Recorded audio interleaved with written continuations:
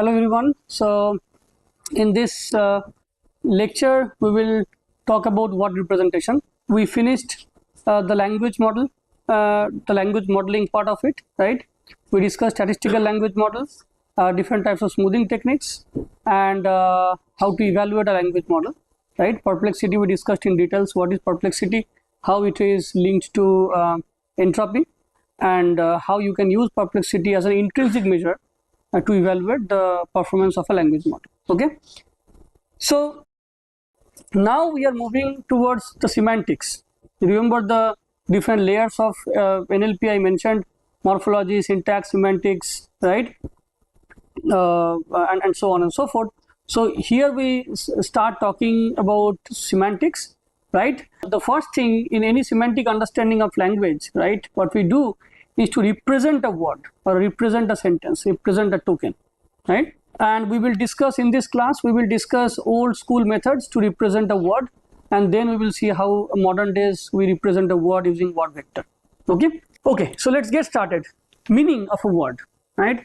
So let's see what a dictionary says about a meaning of a word. If you look at the Merriam-Webster dictionary, online dictionary, it says that a meaning is essentially the idea that is represented by a word or a phrase, right, or etc. Or it can be an idea that a person wants to express by using different words, signs, and so on and so forth. Effective representation of words meaning, right, has been one of the major challenges, right, because we use a word in different contexts, right? I mentioned about the word bank, right? For example, apple, mouse, these words are used in different contexts with different meanings and so on and so forth. So it is very tough to come up with a single representation or single meaning of a word, right? If you think that, okay, let me curate a dictionary where for every word I have a single meaning, and whenever I need the meaning of that word, I just retrieve that meaning from the dictionary and then I basically solve the problem, right? But this is not going to work because of the complicacy. Okay, so far, if you look at the old school NLP techniques, the way people used to solve the semantics problem is that they used to look at documents, and from documents there were human annotators who were employed to read thousands of documents, and then they used to create big ontology like a word net, right, where nodes are entities are nodes and entities are linked through different relations, right? One sense of an entity is linked to another sense of an entity, and these relationships can be of different types, right? Holonym, meronym, synonym, antonym, hyponym, and so on and so forth, right? And then whenever you are interested in understanding a meaning of a word, you look at the ontology, you retrieve let's say the neighboring words of that given word, right, and you try to guess the meaning of it, right? But then people realize that this might not be a good approach. I'll tell you why. And then what is needed is that we essentially need some sort of vectorized representation of a word, right? Computer doesn't know characters, right? Computer knows numbers, right? So we all know ASCII values, right? So you can say, okay, why do we need a complicated vector representation? Let me take a word and let me take the character, let me take the ASCII value of every character, right? And then we concatenate, right? But the problem is that words have different lengths, right? So if you just concatenate all the ASCII values, then the length of the vector would be different for different words. And there are also other problems, right? I'll tell you the other problems. So the simple way to represent a word using a vector is something called one-hot encoding, right? One-hot vector, right? What is a one-hot vector? Very simple idea. Let's say you already have a dictionary where all the unique words are listed, right? And each word has an ID, right? Let's say the word A has an ID, word N has an ID, ... word zebra has an ID, word zoo has an ID, and so on and so forth. ID 1, ID 2, ID 3, and so on and so forth, right? And let's say the size of the dictionary is 1 million, right? So what we do in one hot encoding, one hot vector, is that for every word I create a vector of size 1 million, right? And let's say if the ID of that word is 5, right? What I do, I will add 1 at the 5th position of the vector, and the remaining positions will be marked as 0, right? So one position corresponding to the ID will be marked as 1, and the remaining position will be 0. Right? Very simple idea. And it also makes sure that words have different words have different representations, right? All the representations are unique, right? But the problems are, there are many problems. There are multiple problems here. The first problem is that now all these vectors are orthogonal, right? So if we take the dot product between two vectors, you will always get 0, right? Now if you think of if you take two synonymous words, like say motel and hotel, they are kind of same, right? If you take the dot product of these two vectors, you see the dot product would be 0. It means that they are basically orthogonal to each other, although their semantics is almost the same. Okay, so one-hot encoding is not a good approach. The second problem here is that as the dictionary size increases, the vector size will also increase, right? In fact, you may need to recompute the vector again and again, and there are multiple problems. Okay, so if two words share mutually similar semantics, right, this kind of one-hot encoding may not be a good solution for that. Okay, so what is the next solution? The next solution is to look at the WordNet, right? As I mentioned earlier, WordNet is a semi-automatically generated ontology, right, where you see many nouns, verbs, mostly nouns, verbs, adjectives and adverbs. They are linked through different relations, right? Every word in the WordNet is represented by something called a scene set. Every word has a scene set. Okay, what is scene set? Scene set is a synonymous set or synonym set. Okay, so each word, each sense of a word, not every word. So remember, every word has multiple senses, right? A word can have multiple senses.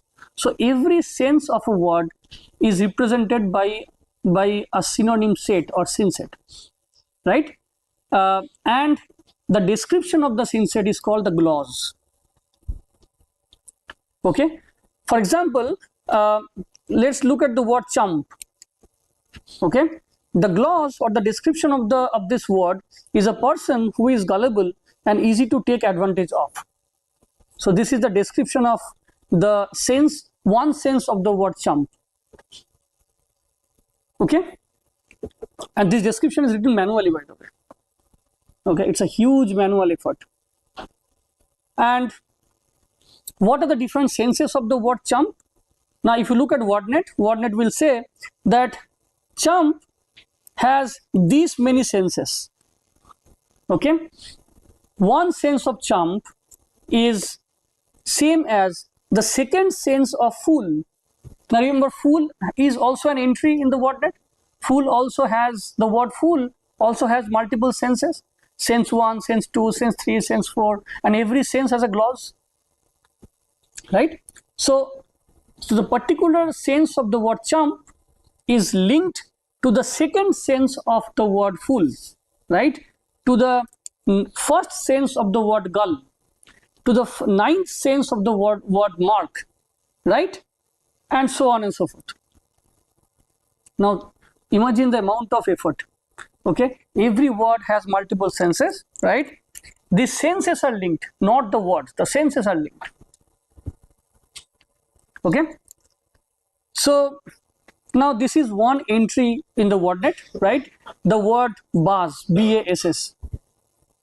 If you look at the WordNet ontology, you see that the word bass has multiple senses. The first sense is bass is a musical, some sort of a musical range, right? Bass can also be a fish, right? Bass can also be some sort of singing, male singing voice, bass guitar, right? So it has multiple senses, right? Of course, the pronunciations are different, but the surface word is the same. Okay, so this is the first sense of bass. There's a second sense of bass, third sense of bass, and so on and so forth. Okay, so and if you look at every sense, there's this gloss. These are different glosses. So now one can say that, you know, we don't need one-hot encoding. I will just look at the word net, fetch the corresponding sense, and that will be sufficient, right? So what are the problems with this kind of thesaurus-based approach? Thesaurus means resource, right? Thesaurus-based approach or ontology-based approach. Okay. The first problem is that there may be other meanings which are not captured into the WordNet version, right? WordNet has multiple versions, by the way, right? For example, the word proficient and the word good, right? They are synonymous in certain context, but they are not synonymous in all the contexts, right? Secondly, it's very difficult to add newly coined words, right? You need manual effort. For example, the ninja, right?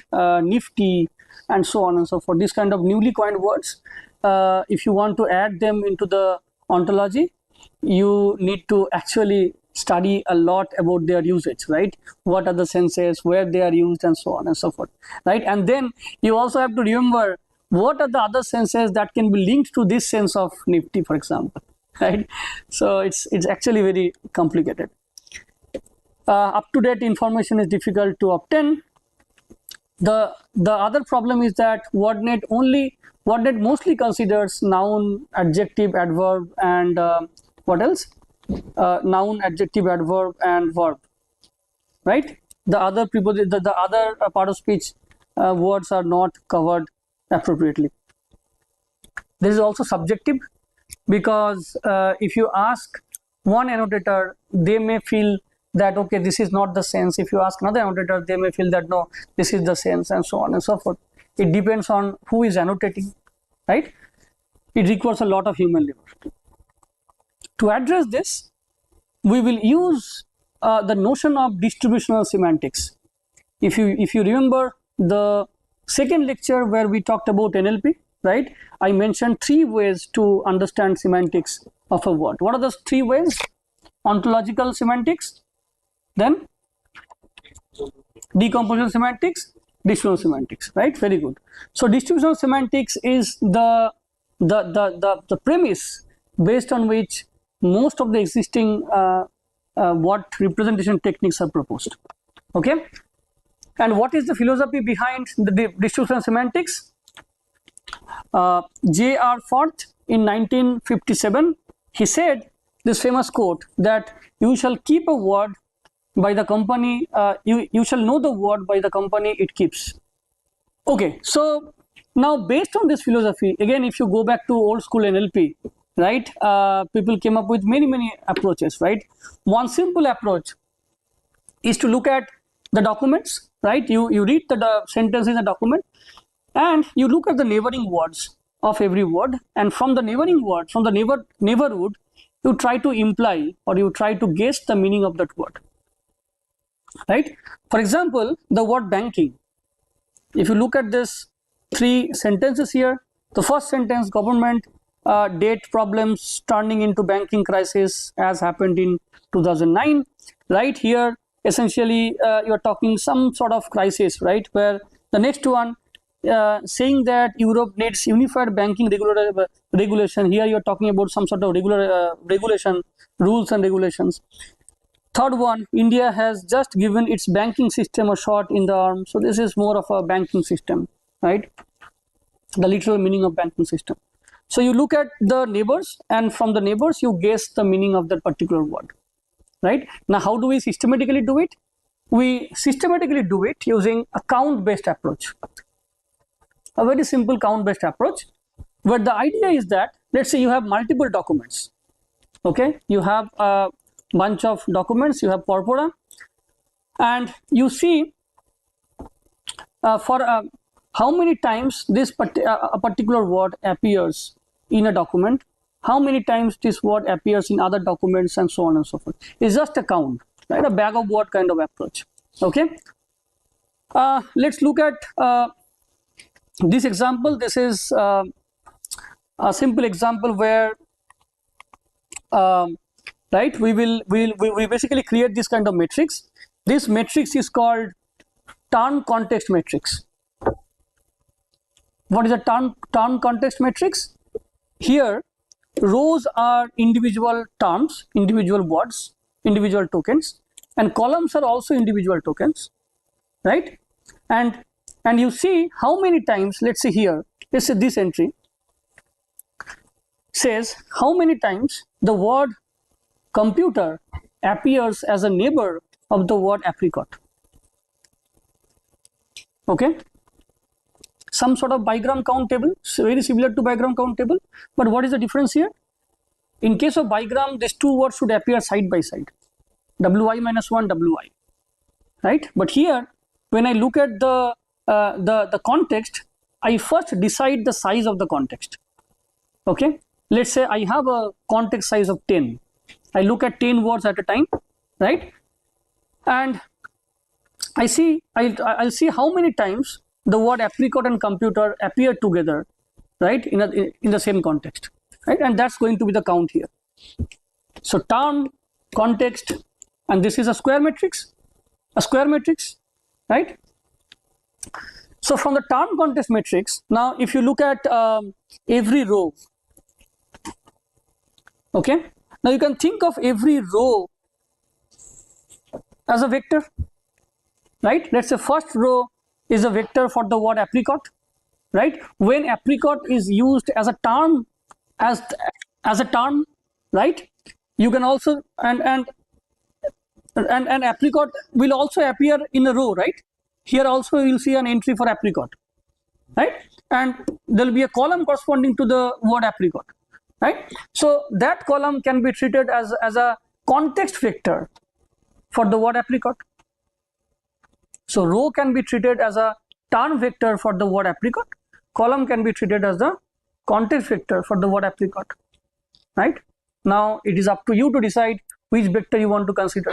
One option is that you take both the vectors and you sum them, right? Other option is that you try with context vector as well as a term vector and see which one is useful, right?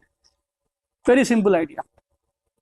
So let's say you are given this kind of documents. It's a stylized example. There are multiple sentences, right? You scan through the documents and you create this kind of matrix. Okay. So now if you look at two entries here, let's say apricot and pineapple, you see both these words co-appear with similar context words pinch and sugar, right? But they did not co-appear with the context words artwork or computer or data, right? So you can say that, okay, maybe these two words are similar. Okay. Similarly, if you look at digital and information, you see both these words co-appear with the word computer and data, right? Also results, but they did not co-appear with the word artwork, pinch and sugar. So maybe these two words are similar, right? A simple idea. You look at you take every column, you take a pair of columns, you do some sort of dot product, cosine similarity, and then you figure out the similarity, right? So here, what are the problems? The first problem is that again this matrix size can increase with the increasing number of vocabulary terms, right? Second problem is that vector size will also be very large. If the vocabulary has, let's say, millions of words, then the size of the vector should be very, very large. And also this matrix is sparse. Most of the entries are 0, right? A sparse matrix.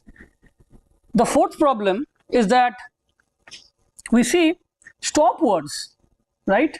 Frequently appearing words, particle, preposition, right? Their corresponding entries will be very, very high. obviously, right? So we need some sort of normalization after this, right? So what we do here, so from a raw count of terms and context, now we move towards an advanced, slightly advanced concept called TF-IDF. Okay, so what is TF-IDF? In TF-IDF also we are going to create this matrix. Remember this. Okay, TF stands for term frequency and IDF stands for inverse document frequency. TF-IDF. Okay, let's first discuss TF. So what is TF? Term frequency of a term T, right, with respect to a document D is the number of times that particular term appears in the document. So remember, this is a tuple. This is a function of T comma D. You can't say that the term frequency of T is this. You have to say the term frequency of T with respect to the document D is this. Okay, so by the way, when I say a document can be a Wikipedia document, a document can be a novel, a document can also be a paragraph, a document can also be a sentence. It depends on how you define a document, right? Because if you have only one document, then how do you compute TF-IDF? You consider every paragraph as a document and then you measure this. So count of this, a raw count of this. Now the raw count will be very, very high for, again, frequently appearing words, stop words, right? To just dampen the effect of this, we squash this a bit. Instead of taking the raw count, I take the log of the raw count, right? Log of the raw count, and if the count is 0, then log 0 will be undefined, right? Then therefore we just add 1. That's a smoothing technique.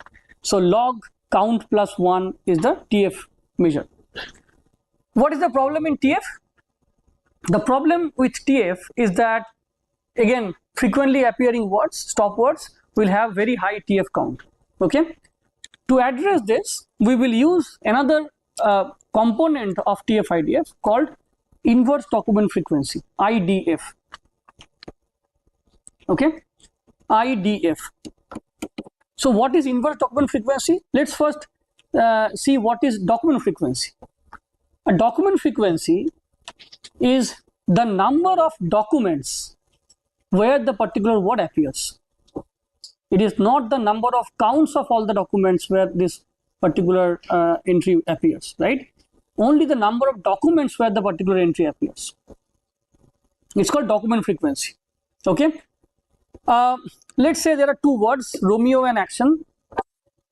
The word Romeo appears only one document, not in the other documents of Shakespeare, for example. Okay. So the term frequency will be very high for that document, but the document frequency will be very low. Why? Out of, let's say, 1,000 documents, only one document has this word Romeo, right? So document frequency will be, let's say, 1.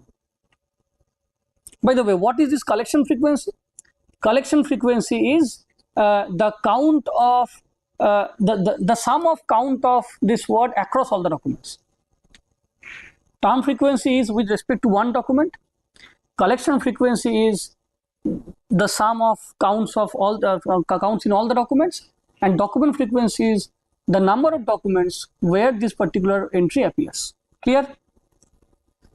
Okay. So the word Romeo will have a document count of 1, whereas the word action, which is a more generic word than Romeo, right? Let's say is collection frequency still 113, right? But this collection frequency is distributed across documents. It is not that only in one document the word action appears 113 times. In total, it appears 113 times, fragmented, right? And let's say there are 31 documents where the word action appears.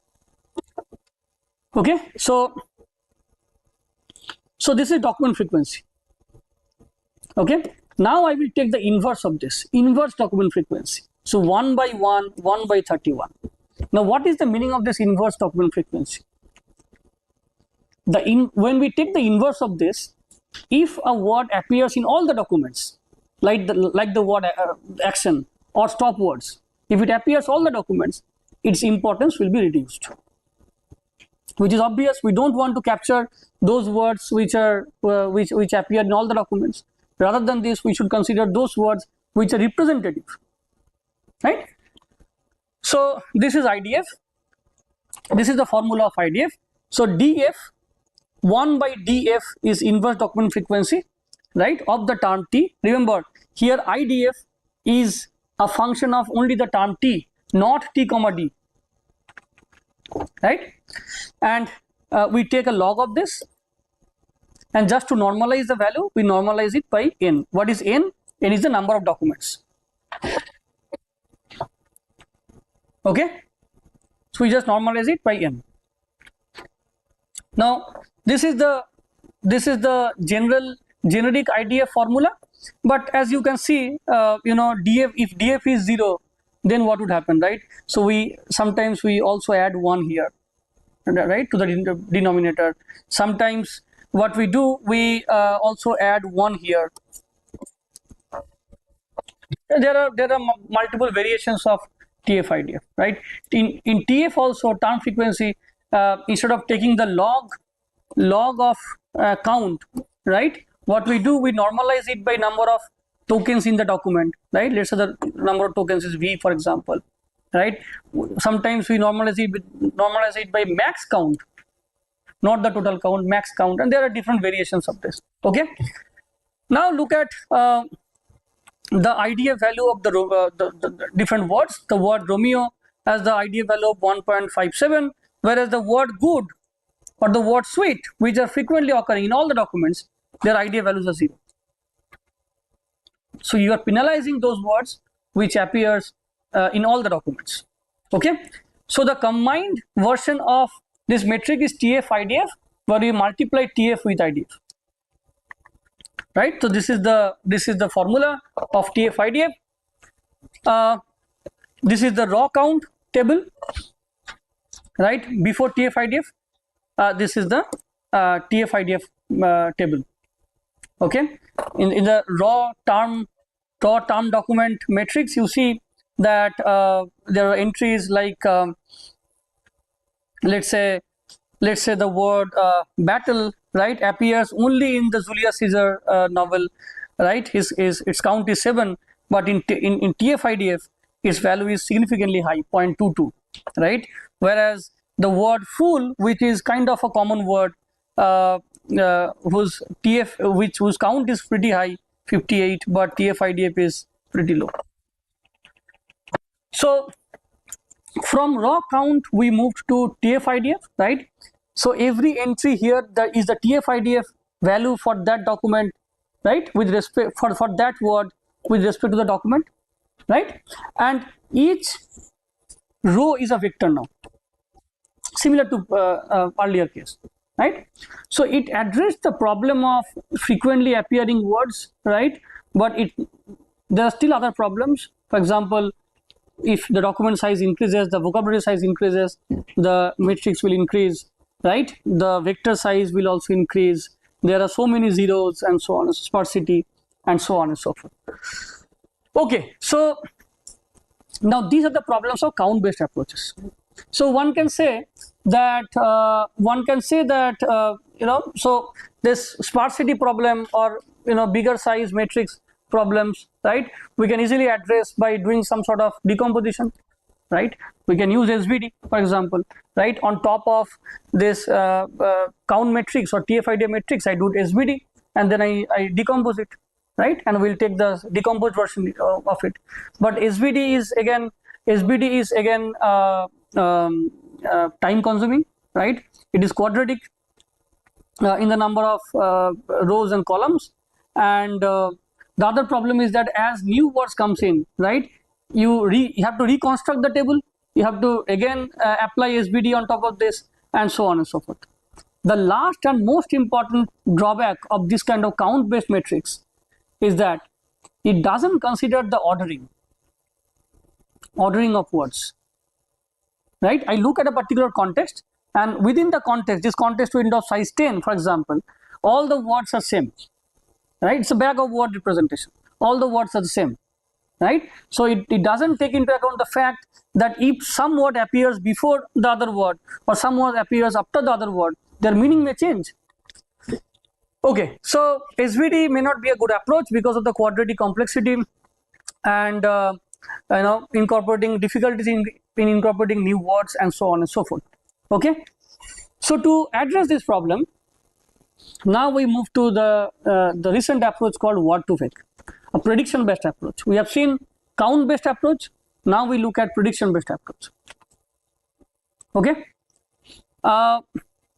so let us go back to 2013 when Google, Thomas Mikolov and Jeff Dean, they came up with the idea of word vector, and this term word vector was coined that at that time. Word vector is nothing but the vector that we have been discussing, but it is dense now. It is not of size 1 million. The size could be 100 or 200 or 500, right? So word vector is a dense vector. Now why a dense vector is important instead of a sparse vector? Because if the feature size is, if the feature number of features is high, right, it may be prone to overfitting. We need lots of parameters to train, right? We all know scarce of dimensionality, right? So if we squeeze it, maybe we don't need to of course we don't need to train many parameters. The second problem is that it will be more generalizable, right? The other good part is that if you take this kind of dense vectors, right, oftentimes we see that the words car and automobile, right, they are synonymous. But if we look at the traditional count based approaches or one not encoding kind of approaches, this kind of synonymous words are not captured properly. In fact, oftentimes we say that if a word W co-appears with the word car as well as with the word automobile, right? Let's say there's a word W1 which co-appears with the word car. There's a W2 which co-appears with the word automobile. W1 and W2 can also be synonymous, right? So this kind of inference may not be very straightforward from a raw count based approach. Okay, so word to vec was proposed in 2013, and in the word to vec package there are two types of approaches, right, which are almost the same, but prediction wise they are slightly different. Remember, these are prediction based approaches. We are moving from count based approach to the prediction based approach. Okay, so the first one is called CBOW, continuous bag of word model, and the second one is called the skipgram model. Okay, so the idea is almost the same. Let's say there is a word, there's a sequence of tokens. Let's say I am going to school, right? I want to measure the vector corresponding to the word going. I want to measure the word vector corresponding to the word going, right? In CBOW, what I do, I will take the context tokens, right, to predict the word embedding of the given word.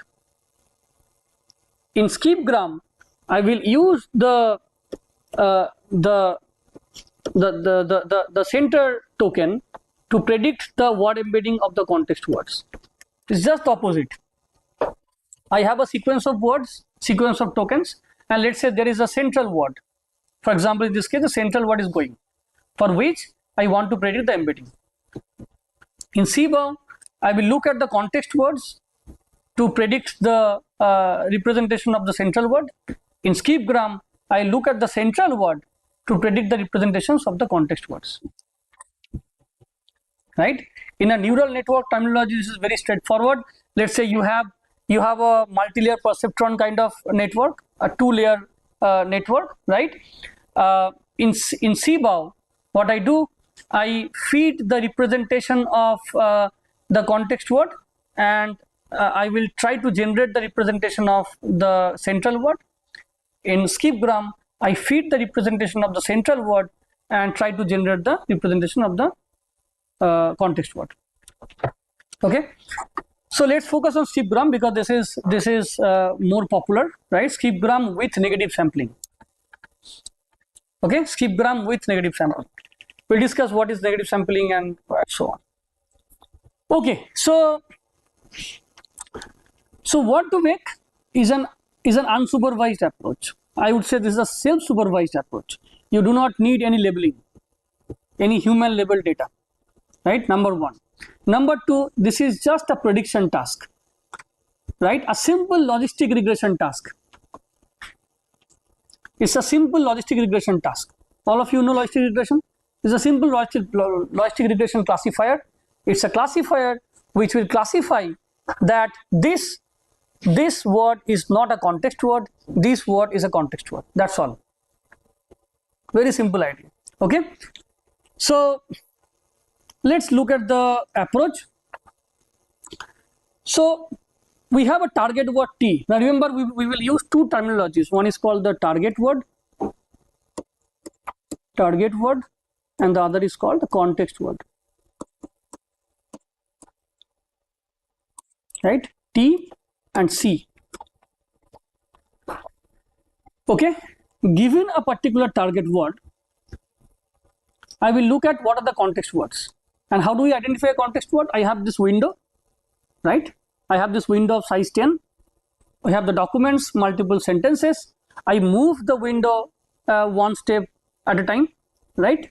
At every step, I look at 10 words at a time, right? Let's say the middle word is a central word and the remaining 9 words are the context words, right? So what I do, for every central word, I make a pair, right? Let's say WT is the context is a target word, and WT minus 1, WT minus 2, WT minus 3, right? WT plus 1, WT plus 2, WT plus 3. This is the context size, moving window size, right? And there are of course other words here. It's a WT plus T minus 4, WT minus 5, right? WT plus 4, WT plus 5, and so on and so forth. And this is my sliding window. Okay, this is my target word. So what are the positive context words? The positive context words are WT. So for WT target word, the positive context words are WT minus 3, right?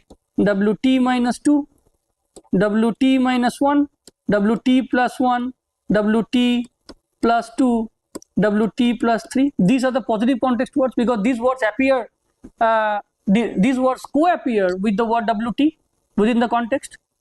So, right? So these are the pairs. These are the positive pairs. Given a particular window size, right? I will first identify the context words and make these pairs. What are the non-context words with respect to this context size at this position? What are the non-context words? Non-context words are those words which are outside of this particular window, right? Right. So there are if the size of the document is n, there are n minus how many? 3 plus 3, 6 plus 7, n minus 7 tokens which are non-context words, right? Okay, so I will sample non-context words from the document. So this is my context word pairs. I will sample equal number of non-context pairs from the document. In fact, in what to make, what we do in skipgram specifically, we take k times more negative samples. These are negative samples. These are positive samples, and those are negative samples. Non-context words are negative samples. So if I take 10 positive samples, I will take 40 negative samples 4 times or 5 times. Why? Why?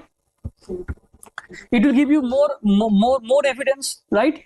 Not only that, sometimes what happens is that when you sample negative examples, it may happen that some of the positive examples can also come, right? Because you are sampling from some distribution.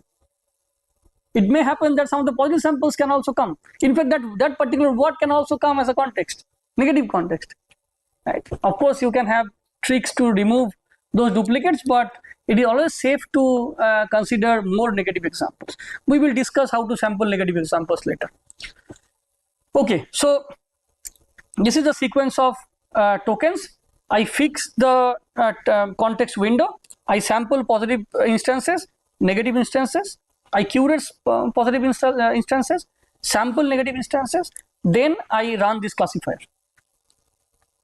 Okay, and the classifier will classify positive instances from the negative instances. Now, how I will tell you, right? So again you move this context window one word forward, right? Again you curate all these things. Again you run the classifier, and you keep on doing this thing until unless the entire document gets scanned. This is the overall philosophy. Okay, let's look at examples. So let's say this is an real example: lemon, a tablespoon of apricot, jam, a pinch. This is a sequence of words, right? And let's say the context window is this one, from here to here. Okay, and the target is apricot, tablespoon and of are context words, jam and a are also context words, and other are non-context words, right? These are context pairs. So for every word W, now this is W, okay? For every word W, we have a context vector C. Now remember, this W, this word W is represented by a vector, the word embedding vector, which we are going to learn, right? Through this classification, we are going to learn the embeddings of W and C. What is C? C is the context words, and W is the target word T. We need a representation for C, we need a representation for W, right? And over the iterations, we will learn the representations of W and C. We start with a random initialization of W and C. It can be, let's say, one-hot encoding, for example, simple, or it can be random initialization, and then you keep on iterating, right? Okay, what is the task of the classifier? The task of the classifier is that given a pair of instances W and C, what is W? What is W? W is the target word, central word. What is C? C is the context word. Given this pair W and C, we measure the probability that this is a positive pair. So given that we have W and C, what is the probability that this is a positive instance? This is a positive instance. If it's a context, it's a positive instance, right? If C is a negative instance, then I will measure, given this probability, given this tuple W and C, what is the probability that this is a negative instance? So we will measure these two probabilities. Okay. Now negative probability is same as 1 minus positive probability, right? So essentially we will measure this positive probability. Okay. What is the probability that a particular pair is a positive pair? Okay, so how do we measure this probability? We measure this probability using dot product, right? Dot product is a measure of similarity. We all know what is dot product, right? Now let's look at the equation here. It's a very simple equation. So I mentioned that this is just a classifier. This is a logistic regression, right? To measure this probability that W and C are positive instances, right? W and C is pair is a positive instance. What I do, I measure this probability using a sigmoid function, right? What is the sigmoid function, right? And the beauty of the sigmoid function is that it basically squashes everything between 0 to 1, right? Machine learning researchers always prefer this sigmoid function because not only it produces a probability, but also the derivative has some beautiful formula, right? If you take the derivative of sigmoid, this is essentially sigmoid into 1 minus sigmoid. And there are also other properties, very interesting properties. Of course, if you ask a statistician, they will say that, you know, I will not consider sigmoid as a probability, because probability has certain axioms and certain other properties. But for a machine learning researcher, I think this is a good enough function, right? So sigmoid of C and W, remember C is a vector, embedding vector, right? W is also a vector, right? So this is computed by 1 by 1 plus e to the power minus C times x. This is a dot product, okay, right? And how do you compute the negative one? 1 minus positive. Remember, what is 1 minus sigmoid of x? 1 minus sigmoid of x is sigmoid of minus x. So sigmoid function has very beautiful properties, right? So 1 minus the sigmoid is basically sigmoid of minus of that, right? And if you do this math, you see that this is essentially this one, 1 by 1 plus exponential of C times W. Okay, so now this is for one pair. This is for a single pair of word and context, right? Target and context. There are multiple such pairs, right?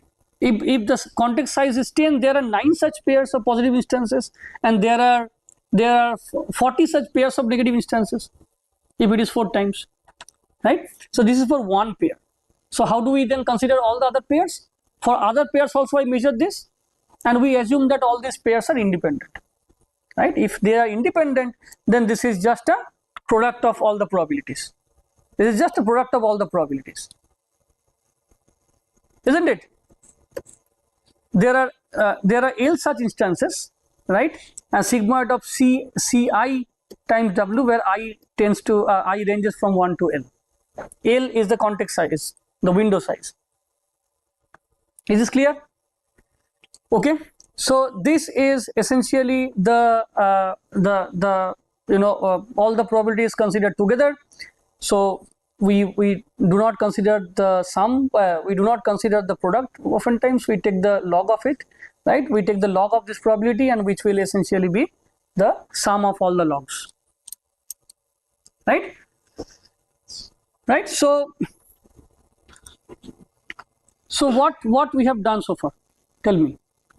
We fixed the context window size, right? For every context window, we sample positive instances and negative instances. We curate positive instances and sample negative instances, right? And then we measure the probability, okay? And then the positive probability should be higher than the negative probability. That the classifier needs to make sure, right? The classifier basically, logistic regression works based on the log likelihood estimate, right? So we will have this log likelihood estimate, and that's my objective function. Then we take the derivative, because this is the objective function. We maximize the log likelihood, right? Then we take the derivative. What are the parameters here? The parameters are the vectors, the C and W vectors. Now here's the question. So tell me, for every word, how many vectors we are computing?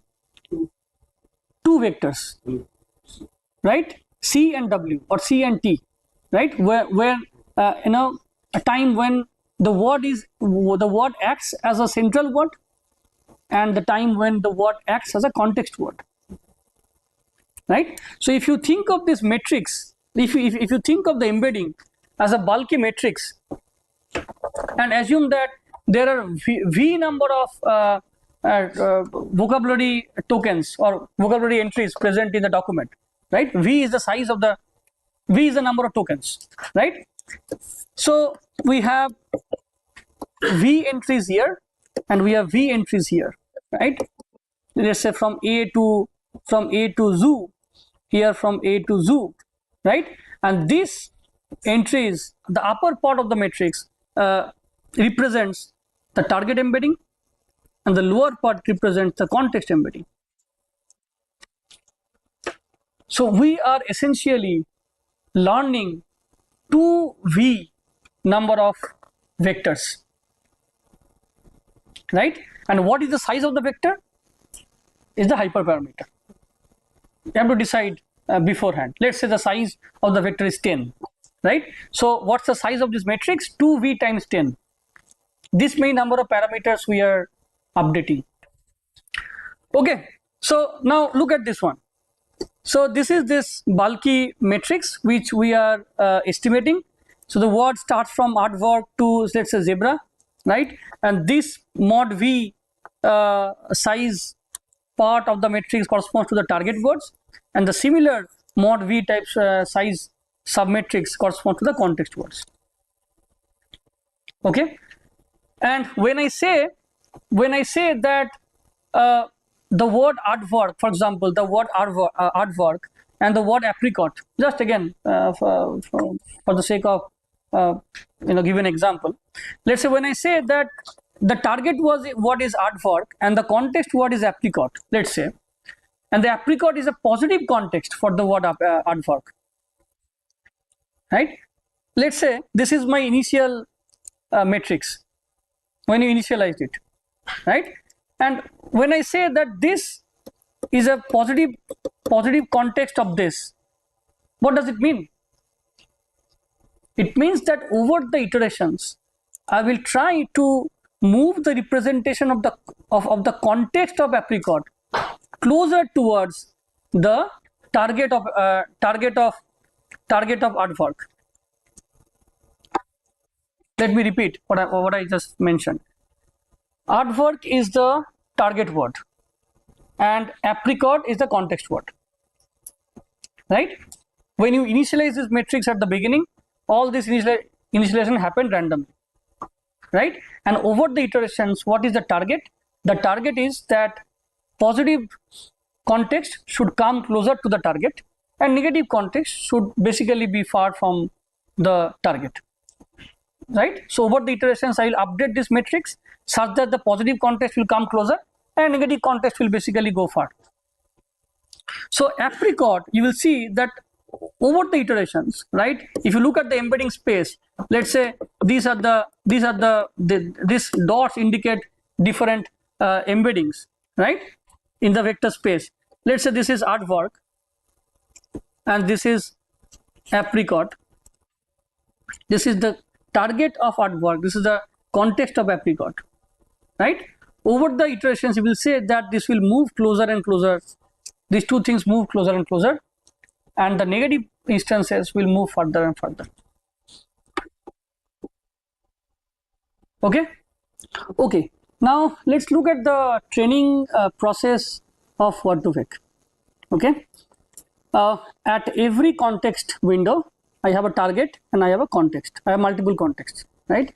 So in this case, apricot and tablespoon, apricot and off, apricot jam, apricot A, these are positive instances, right?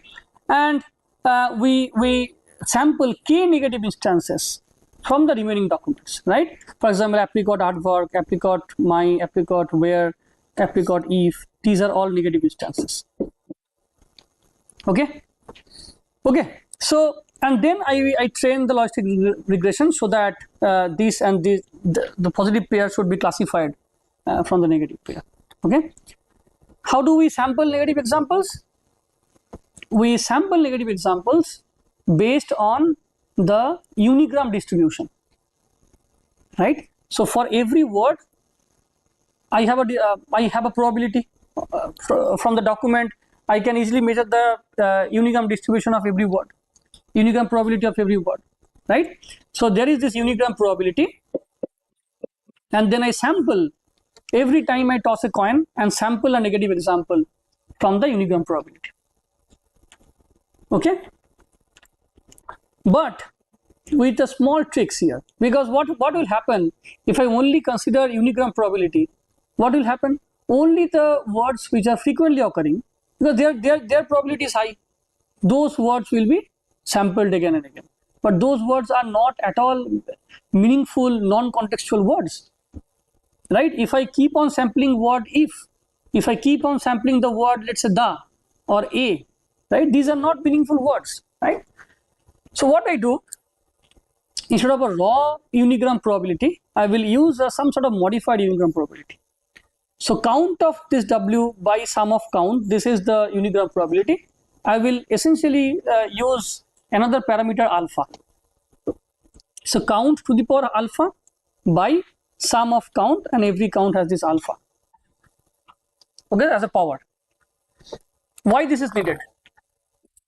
This alpha, addition of this alpha, will give you a slightly higher edge to the rarely occurring words or low frequent words, right? Let's if you are not convinced, let me give an example. Let's say there are two words A and B, and these are the raw unigram probability 0.99 and 0.01, right? Now if you use alpha, if you add alpha as a power, and let's say the value of alpha is 0.75, okay, so the modified unigram probability of A is 0.97 and the modified unigram probability of B is 0.03. So 0.03 is higher than 0.01, although in a highly frequent word has still higher frequency, higher probability, but at least after this modification, rarely occurring words, they will have slightly higher probability, and high frequent words will have slightly lower probability, right? And now you can control the value of alpha. So this is the probability based on which I will sample negative instances. Okay, so how to learn word vectors? We will maximize the target word context word pairs probability. We will minimize the target word negative context word pair probability. This is the target. So what is the final objective function for the logistic regression? Logistic regression maximizes the likelihood, right? Or minimizes the negative log likelihood, right? So probability of the positive instance, and there are k negative instances I have sampled, right? Negative probability of positive instance and the negative instance, and we will see that whether this this pair, this negative pair, is what is the probability that this pair is a negative pair. So P of W C pos. What is C pos? C pos is the embedding of the positive context, right? And W is the target word, right? So what is the probability that this is positive, right? Similarly, I have a W and C neg, okay? This is a negative, this one negative context, right? What is the probability that this is a negative context, right? Okay, and there are k number of such negative samples that I have already sampled. So I take a product of all this k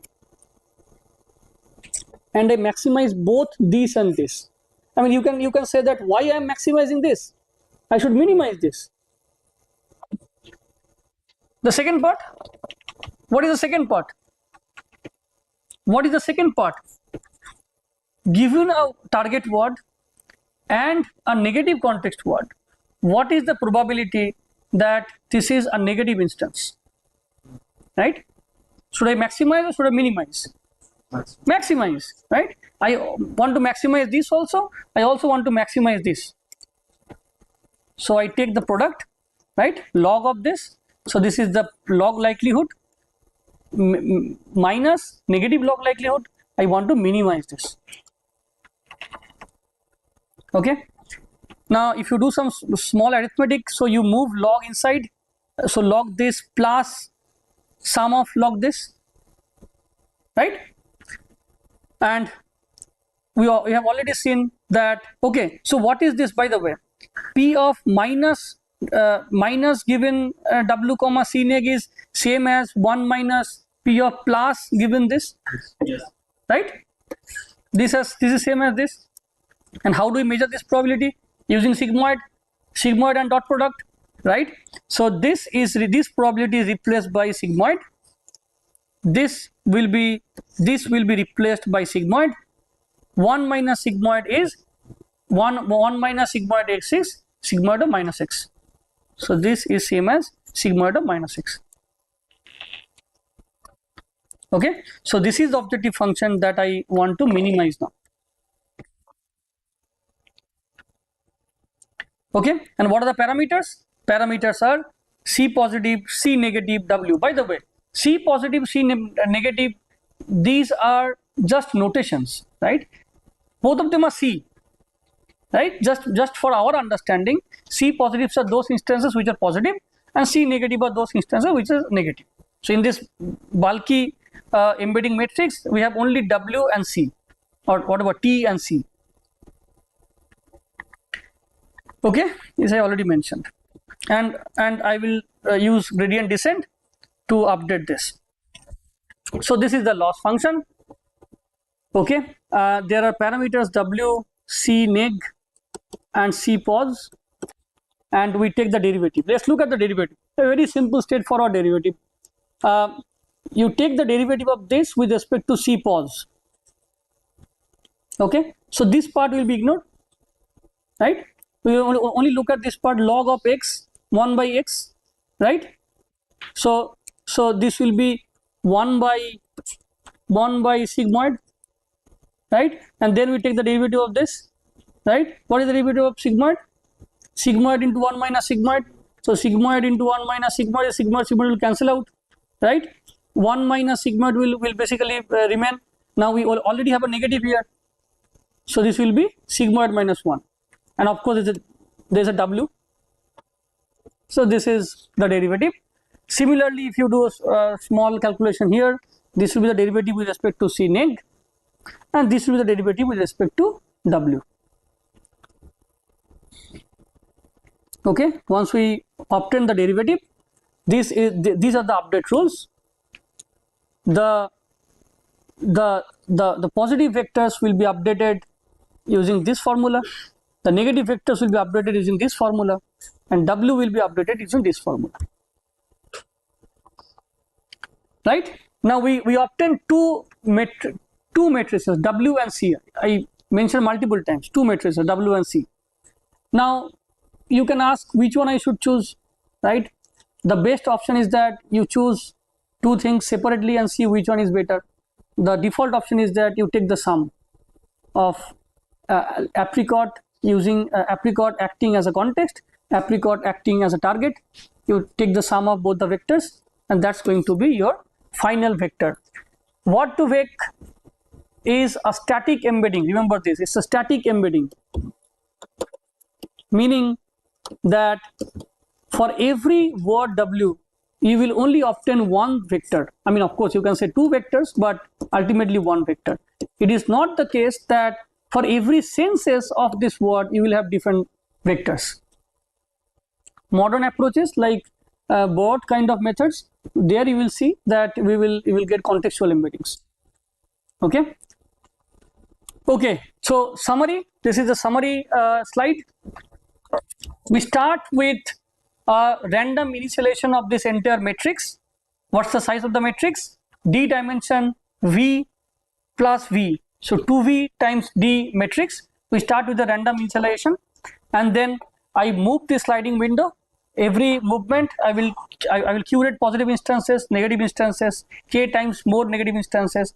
I will run the logistic regression, update the parameters. I again move, run, and so on and so forth. Okay, so this is prediction based approach. What is the difference between count based approach and a prediction based approach? Count based approaches including TF-IDF, raw count, and prediction based approaches like word to vec, right? What are the differences? Count based approaches create this matrix one time. Scans, you just scan all the entire document and create the matrix, and you are done, right? So it preserves the statistics very carefully. Whereas in case of word to vec, there is no such thing, right? Count based approaches, the negative part is that as the size increases, the matrix size will increase, and you need to recompute all the entries. Here, as the size increases, you may just need to learn, or you may need to run the logistic regression one more time. Okay, So couple of small tricks that this what to wake paper considered. Another tricks that they considered is called subsampling frequent words. Let's say this is the sentence: the quick brown fox jumps over the lazy dog. Okay, and this is my window. What are the samples I can curate? The, quick, the, brown, right? From here, let's say quick, the, quick, brown, quick, fox, and so on and so forth, right? If you look at here very carefully, quick, the, quick, and quick, the, they are basically the same, isn't it? Because ultimately we will take the dot product of two vectors. So I can ignore one of these instances. The second problem is that the word the, right? The second problem is that the word the is not at all a very meaningful word, right? Because it is unclear whether the word the acts as an article, acts as a meaningful article here, or the the literal meaning of the is useful in this context or not, right? So what we do here in subsampling is that we use another probability, and with this probability I will remove some of the words from the documents, and I will not consider those words while curating the positive samples and negative samples. What does it mean? Now this is the probability. This is again kind of a unigram probability, but small changes here and there, right? So P of W is a probability of a particular word. This is, what is Z of W? Z of W is the raw frequency, okay, of the word WI. And this is some sort of complicated formula that they proposed without much rationale behind it, right? But you can also think of many such formula which can guarantee that this trend remains as it is. What is this trend? It says, so the x-axis is ZWI and y-axis is PWI. Okay, so if a word is less likely in terms of frequency, they will be sampled more, and if it is highly likely, they will be sampled less. Zipf's law, meaning that if a word appears a lot of times like the word the, you will ignore or you will remove that word from the document. If it appears less number of times, you will keep those words. When I say remove a word from the document, means with certain probability, not all the times, okay, with certain probability. So let's look at some of the values, right? So in order to make the value of P to be 1,